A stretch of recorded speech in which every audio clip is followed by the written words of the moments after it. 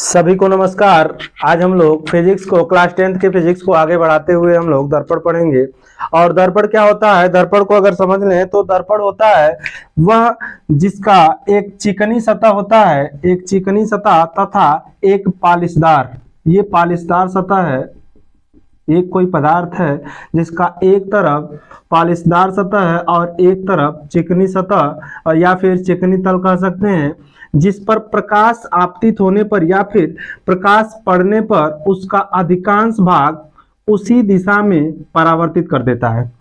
वह पदार्थ जिसका एक तरफ पालिशदार तथा दूसरे तरफ चिकनी सतह होता है और उस पर चिकनी सतह पर प्रकाश आपतित होने के बाद वो उसका अधिकांश भाग परावर्तित कर देता है, उसी दिशा में परावर्तित कर देता है, इसे हम लोग दर्पण कहते हैं। और दर्पण दो प्रकार के होते हैं।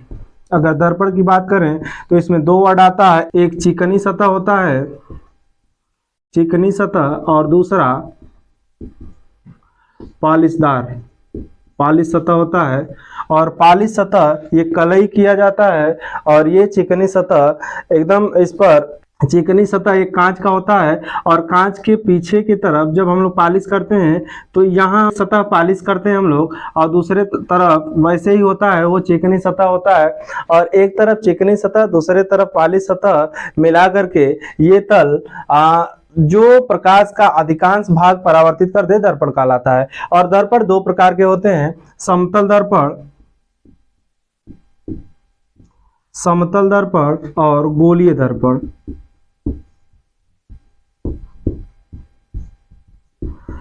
पहला समतल दर्पण होता है और दूसरा गोलीय दर्पण होता है। समतल दर्पण होता है जिसका परावर्तक पृष्ठ समतल हो, परावर्तक पृष्ठ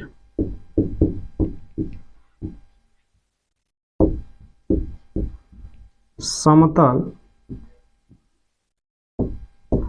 वह दर्पण जिसका परावर्तक पृष्ठ समतल हो समतल दर्पण कहलाता है। और वह दर्पण जिसका परावर्तक पृष्ठ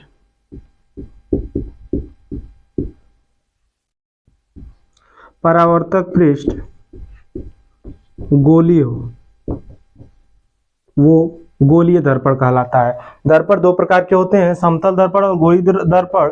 जिसका परावर्तक पृष्ठ समतल हो समतल दर्पण कहलाता है और जिसका परावर्तक पृष्ठ गोलीय हो गोलीय दर्पण कहलाता है। सबसे पहले हम लोग पढ़ते हैं समतल दर्पण, उसके बाद गोलीय दर्पण पढ़ेंगे। गोलीय दर्पण दो प्रकार के होते हैं, अवतल दर्पण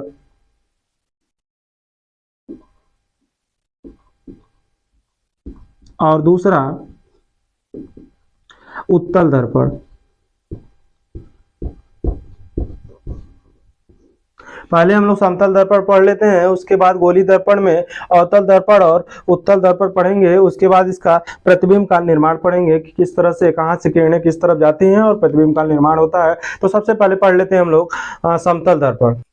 चलिए मेरे भाई शुरू करते हैं हम लोग समतल दर्पण। और समतल दर्पण की बात करें अगर हम लोग,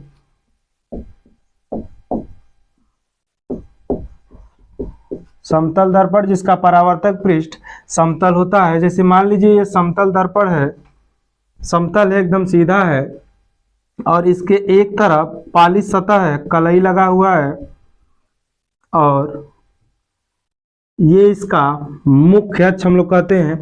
जैसे मान लीजिए ये दर्पण है, दर्पण के सामने कोई वस्तु है, यहाँ ए बी, यहाँ ए बी कोई वस्तु है, और ये अगर मिरर में देखेगा, समतल दर्पण में देखेगा तो इसका प्रतिबिंब कितना बनेगा। प्रतिबिंब का अगर निर्माण किया जाएगा तो यहाँ देखिए, जब भी प्रतिबिंब का निर्माण होता है तो प्रतिबिंब के लिए हमें दो किरणों की आवश्यकता होती है। दो किरणें जहां भी इंटरसेक्ट करें, जहां भी काटती हैं, वहां प्रतिबिंब का निर्माण होता है। तो यहाँ मान लीजिए वस्तु है और ये वस्तु कोई है, वस्तु को हम लोग बिंब भी कहते हैं, वस्तु या फिर बिंब।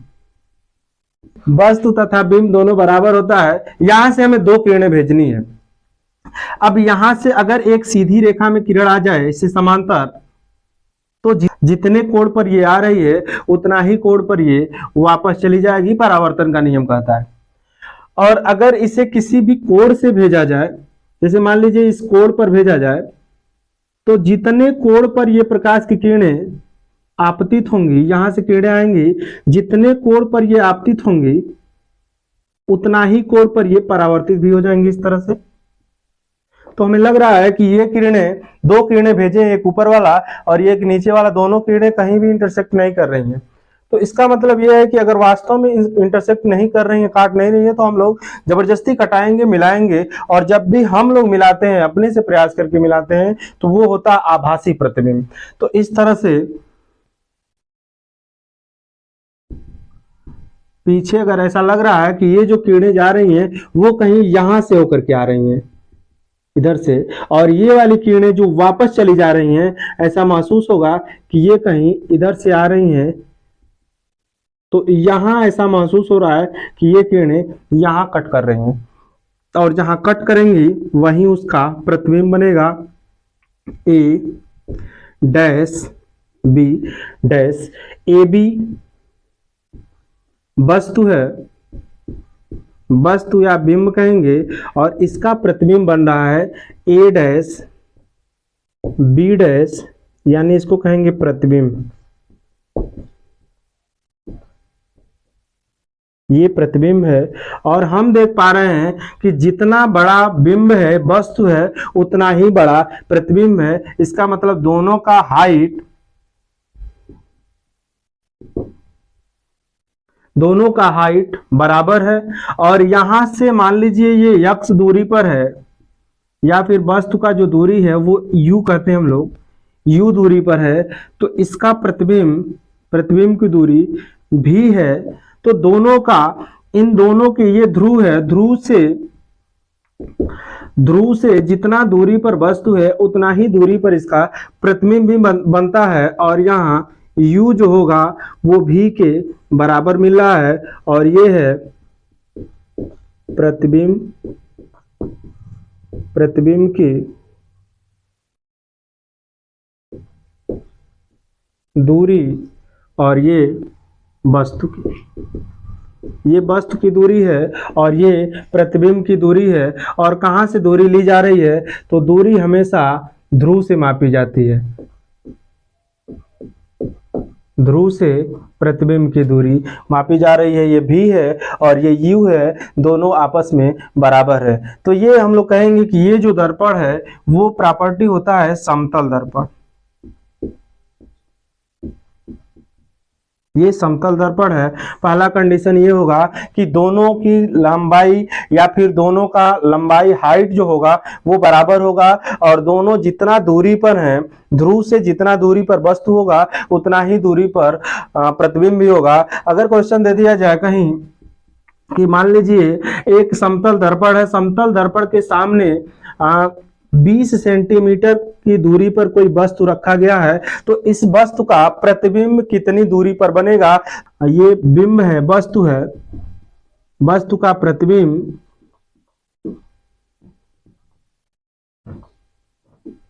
प्रतिबिंब 20 सेंटीमीटर पर ही बनेगा, मतलब दोनों आपस में डिस्टेंस बराबर होगा। आगे समझते हैं मेरे भाई। तो हम लोग देख पा रहे हैं कि जितना आगे जिस तरह से खड़ा व्यक्ति है सामने, उसी तरह से पीछे भी खड़ा है, जिस तरह से प्रतिबिंब बन रहा है, जिस तरह से वस्तु है उसी तरह से प्रतिबिंब भी बन रहा है। तो हम लोग कहेंगे पहला पॉइंट हो गया कि इनका जो लंबाई है वो आपस में बराबर होगा, इनके दूरी जो है, जितना दूर वस्तु है उतना ही दूर पर प्रतिबिंब होगा। इसका मतलब दूसरा पॉइंट ये भी है। तीसरा हम लोग नोट कर सकते हैं कि ये जिस तरह से वस्तु है उसी तरह से अगर प्रतिबिंब बन रहा है तो हम कहेंगे कि ये सीधा है, सीधा है, और सीधा है तो आभासी भी होगा। जब भी सीधा दिखे तो आभासी होगा, वास्तविक होगा तो उल्टा होगा। दर्पण में ये होता है कि सीधा आभासी, वास्तविक उल्टा, सीधा आभासी और वास्तविक उल्टा। तो ये सीधा है, आभासी, यहाँ हम लोग अपने से जब मिलाते हैं तो ये डॉटेड लाइन से जो ही मिलता है तो ये आभासी होता है, और सीधा उल्टा हम लोग यहाँ से देख सकते हैं कि इस तरह से ए नीचे है, बी ऊपर है, तो इस तरह से यहाँ भी बन रहा है। तो कहीं जिस तरह से वस्तु है उसी तरह से प्रतिबिंब बन रहा है, तो इसका मतलब सीधा होगा, और सीधा होगा तो ये आभासी भी होगा। तो सीधा होगा और आभासी होगा। इसे हम लोग कहते हैं समतल दर्पण के द्वारा जो प्रतिबिंब होता है पार्श्व परावर्तित होता है। पार्श्व परावर्तित हम लोग कहेंगे, ये जो प्रतिबिंब बनाएगा वो पार्श्व परावर्तित,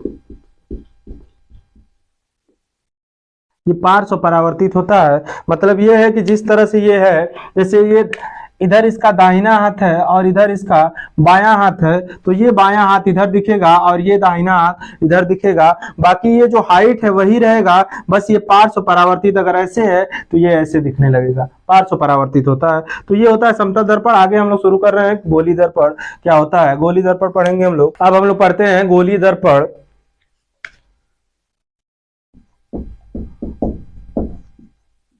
गोलीय दर्पण, गोलीय दर्पण दो प्रकार का होता है, अवतल दर्पण और उत्तल दर्पण। ये गोलीय दर्पण होता है जिसका परावर्तक पृष्ठ गोलीय हो, और गोलीय होगा तो इसका मतलब वो दर्पण कहीं न कहीं गोले का भाग होगा।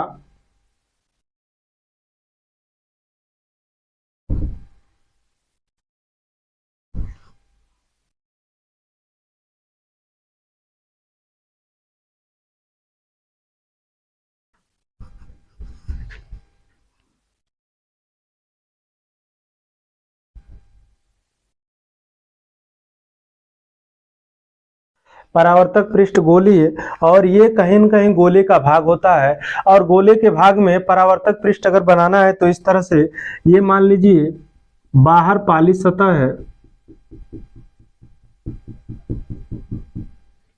बाहर पालिश सतह है और अंदर ये पालिश सतह,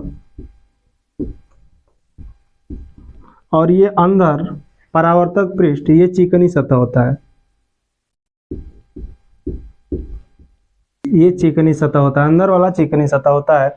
यहां से ये गोले का केंद्र है, इसे हम लोग कहते हैं वक्रता केंद्र, इसे सी से प्रदर्शित करते हैं। गोले के केंद्र को वक्रता, ये गोलीय दर्पण जिस गोले का भाग है उसका केंद्र वक्रता केंद्र कहलाता है। और ये जो परावर्तक पृष्ठ है, ये मान लीजिए ए है और ये बी है। परावर्तक पृष्ठ ए बी, परावर्तक पृष्ठ ए बी को हम लोग कहते हैं द्वारक, द्वारक कहते हैं। और द्वारक का जो आधा होगा इसे हम लोग कहते हैं ध्रुव, ये द्वारक होता है। और द्वारक का जो आधा पूरी लंबाई, द्वारक की लंबाई का आधा ध्रुव कहलाता है। और ध्रुव तथा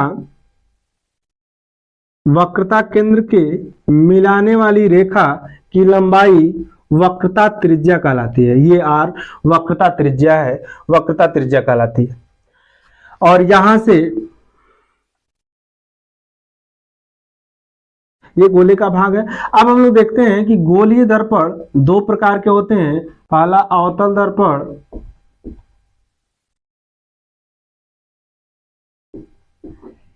अवतल दर्पण, और दूसरा उत्तल दर्पण, जिसका परावर्तक पृष्ठ, वह गोलीय दर्पण जिसका परावर्तक पृष्ठ अंदर की ओर, वह गोलीय दर्पण जिसका परावर्तक पृष्ठ अंदर की ओर हो, वो अवतल दर्पण कहलाता है। और ये जिसका परावर्तक पृष्ठ बाहर की ओर हो, बाहर की ओर वक्रित हो, ये अंदर की ओर वक्रित और ये बाहर की ओर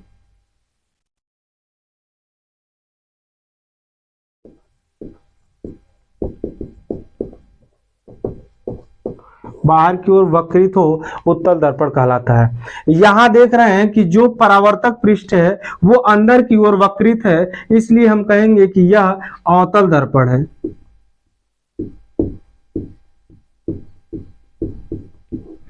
ये अंदर की ओर वक्रित है, इसलिए कहेंगे हम लोग अवतल दर्पण है। और यही अगर एक गोलीय दर्पण और बनाया जाए,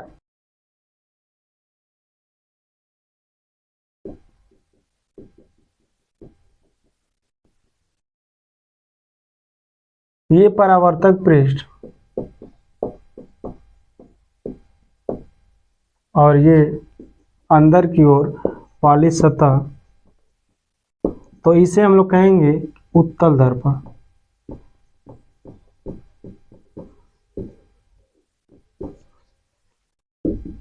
वह दर्पण जिसका परावर्तक पृष्ठ अंदर की ओर वक्रित हो अवतल दर्पण कहलाता है, और वह दर्पण जिसका परावर्तक पृष्ठ बाहर की ओर वक्रित हो उत्तल दर्पण कहलाता है। यहाँ भी ये गोले का भाग है, गोले का केंद्र जो होगा वक्रता केंद्र होगा, और यहाँ गोले की जो त्रिज्या होगी वो वक्रता त्रिज्या होगी, और ध्रुव तथा वक्रता केंद्र के बीच की दूरी फोकस दूरी कहलाती है।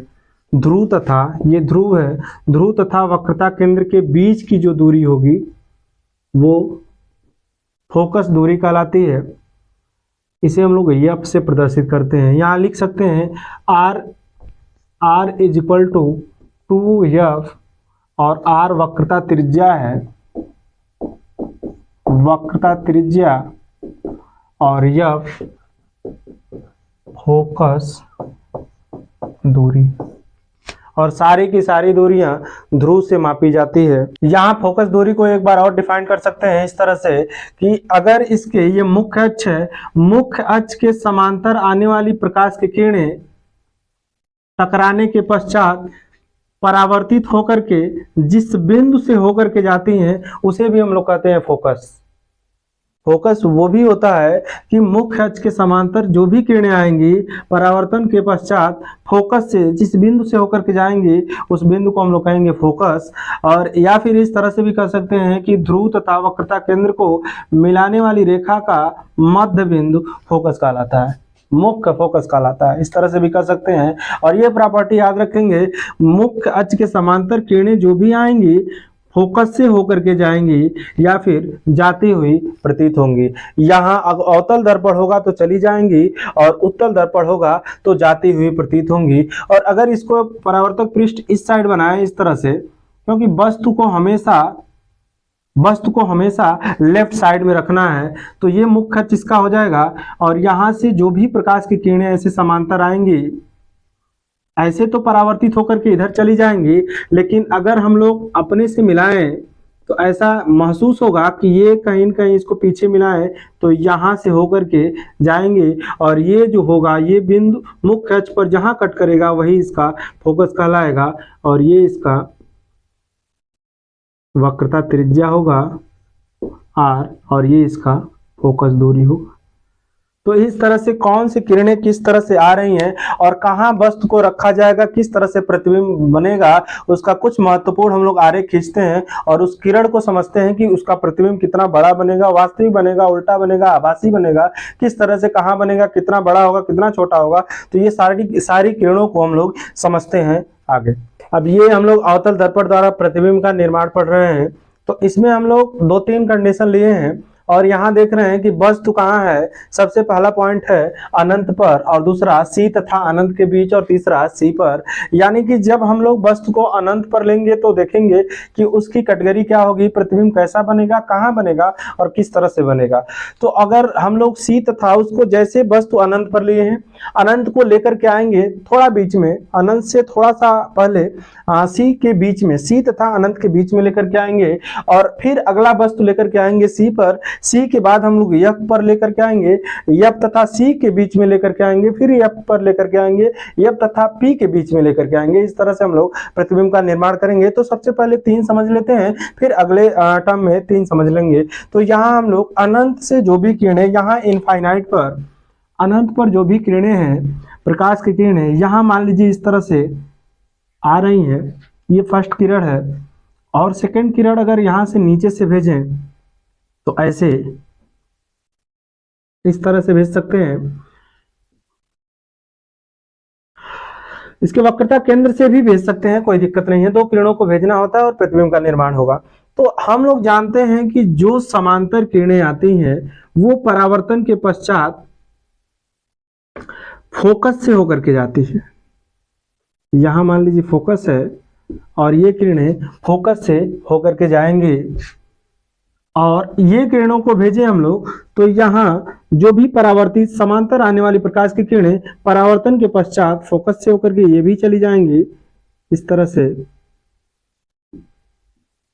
और प्रतिबिंब हमारा बनेगा यहाँ बिंदुवत, छोटा सा एकदम बनेगा। यहाँ प्रतिबिंब का जो आकार लिखे हम लोग, प्रतिबिंब के बारे में अगर लिखना चाहें हम लोग,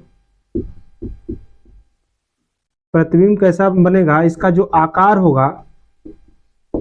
होगा वो होगा बिंदु आकार।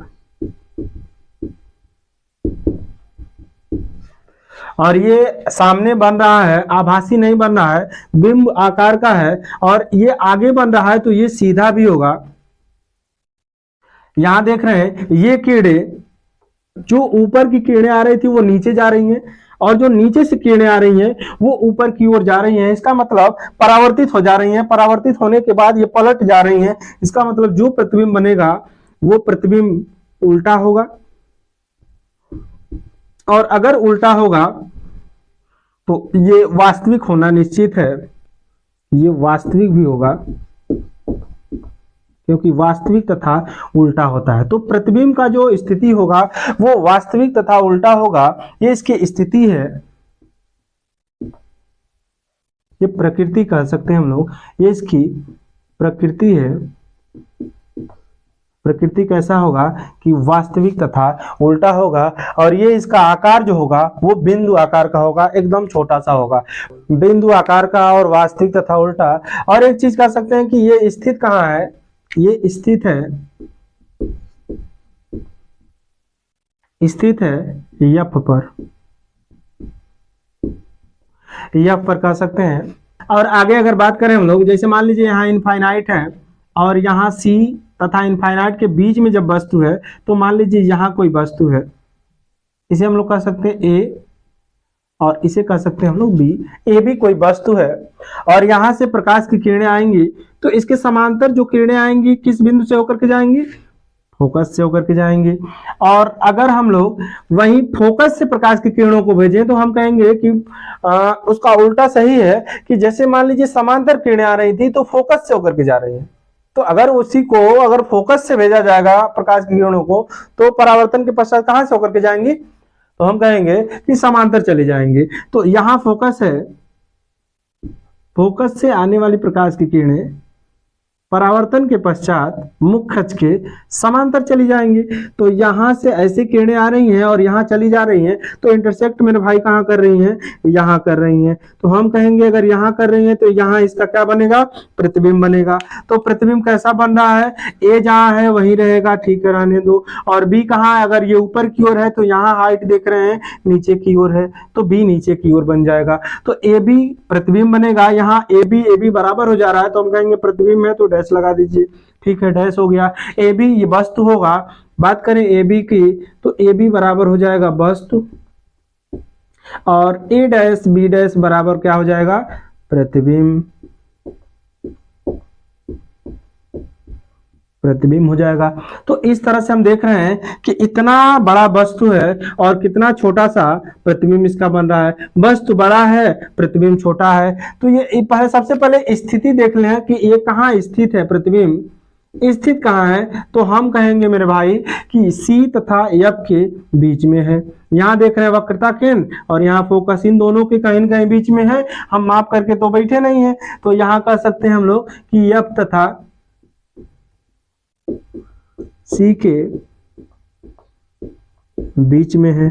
चलिए स्थिति हो गया कि स्थित कहाँ है। अब इसका आकार थोड़ा सा देख लें कि इसका साइज कितना होगा। आकार की अगर बात कर लें तो आकार हम लोग कह सकते हैं कि जब वस्तु है, वस्तु के बराबरों नहीं है, वस्तु से छोटा है, बिंदु आकार का भी नहीं है, तो हम कहेंगे कितना बड़ा है, वस्तु से छोटा है। तो हम कहेंगे कि ये जो प्रतिबिंब बनेगा वो वस्तु से क्या है, छोटा है, छोटा है। तो इस तरह से बीच ये गलत लिखा है मेरे भाई, इस तरह से बड़ी का मात्रा हम लोग कर सकते हैं। हमारा कैमरामैन बताया है कि गलत हो रहा है, वस्तु से छोटा होगा, आकार इसका वस्तु से छोटा होगा। अब ये वास्तविक होगा, उल्टा तो दिख ही रहा है कि ऊपर इसकी ऊंचाई थी, अब ये पलट गया है, जैसे नीचे पानी में चला गया है, तो इस तरह से उल्टा होगा। इसकी प्रकृति देखें, प्रकृति कैसा होगा, तो इस वास्तविक तो होगा, वास्तविक के साथ साथ कैसा होगा, उल्टा होगा। वास्तविक जब भी मिले तो हम लोग आंख बंद करके डायरेक्ट लिख देंगे कि वास्तविक उल्टा होगा। तो अब हम लोग वस्तु को थोड़ा सा और आगे लेकर के आते, चलिए अब लेकर के आते हैं हम लोग आगे इसको, और वस्तु को आगे बढ़ाइए और हमारे पास आ जाइए सी पर लेकर के आइए पहले। तो वस्तु को रख दीजिए सी पर। सी मान लीजिए यहाँ ए है और यहाँ बी है। वही किरणें फिर से भेजेंगे, समांतर जाएंगी तो फोकस से होकर के चली जाएंगी, यहाँ तक फोकस कहीं मिलेगा। फिर अगर फोकस से आ जा रही हैं ऐसे तो परावर्तन के पश्चात समांतर चली जा रही है। अब कुछ कंडीशन दिख रहा है कि ये तो काट रहा है सीए पर काट रहा है तो काट देने दीजिए, इसको मिला दीजिए इस तरह से। अब प्रतिबिंब का जब नाम देना है तो ए डैश बी डैश देना जरूरी है। तो ए बी यहाँ भी वस्तु है, ए बी प्रतिबिंब है, ए डैश बी डैश। तो वस्तु कहाँ बन रहा है, इसकी स्थिति कहाँ है, कहाँ स्थित है, स्थिर नहीं, इसको स्थिति हम लोग कर लेते हैं, ये स्थिति है। और यहाँ भी स्थिति कर लें, यहाँ कहाँ लिखे हम लोग, यहाँ स्थिति कर लें कि स्थिति इसकी कहाँ है, स्थिति यहाँ भी कर सकते हैं, ये स्थिति हो जाएगा। तो स्थिति कहाँ है इसकी, सी पर है, सी यानी कि वक्रता केंद्र पर, सी पर स्थिति है इसकी। और बात करें अगर आकार की, तो आकार कैसा होगा, आकार बराबर होगा वस्तु के बराबर, वस्तु के बराबर। और इसकी प्रकृति कैसी हो जाएगी, प्रकृति वास्तविक तो होगा करेगा क्योंकि जबरदस्ती नहीं मिलाए हैं, वास्तविक होगा, वास्तविक के साथ साथ तो उल्टा भी होगा। ये तीन प्रतिबिंब रट जाना है। जब अनंत पर स्थित होगा तो बिंदु आकार का छोटा सा होगा, और अगर सी तथा अनंत के बीच में होगा तो छोटा सा होगा, वस्तु से छोटा होगा लेकिन एफ तथा सी के बीच में। उसके बाद देख रहे हैं हम लोग, जैसे हम लोग सी पर लेकर के आए तो प्रतिबिंब सी पर बने, मतलब ऐसा लग रहा है कि सबसे पहले जब अनंत पर है तो फोकस से शुरू हुआ बनना। अब जैसे जैसे वस्तु को लेकर के आ रहे हैं वैसा लग रहा है कि फोकस से दूर जा रही है प्रतिबिंब भी। जितना अनंत सी तथा अनंत के बीच में वस्तु को लेकर के आए हैं तो सी तथा एफ के बीच में प्रतिबिंब बना है। अब सी पर लेकर के आए हैं तो सी पर प्रतिबिंब बन गया। अब जैसे सी से इधर लेकर के आएंगे वैसे सी से वो प्रतिबिंब दूर होता चला जाएगा। तो इस तरह से इसका प्रतिबिंब जाएगा। और अगर आगे नहीं मिलेगा तो हम लोग मिलाने का प्रयास करेंगे पीछे मेरे भाई, और पीछे जैसे मिलेगा तो वहां हम लोग जबरदस्ती मिलाएंगे, और जबरदस्ती जैसे मिलेगा तो हम कहेंगे कि ये वास्तविक नहीं होगा, आभासी होगा, और आभासी जैसे मिलना शुरू होगा तो सीधा हो जाएगा।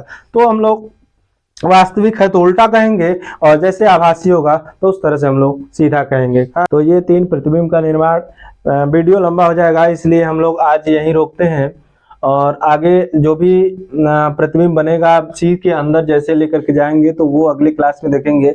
आज के लिए तीन प्रतिबिंब याद रखिए, और मिलते हैं, इसी को कंटिन्यू करते हैं अगली क्लास में। तब तक के लिए goodbye, thank you so much, धन्यवाद।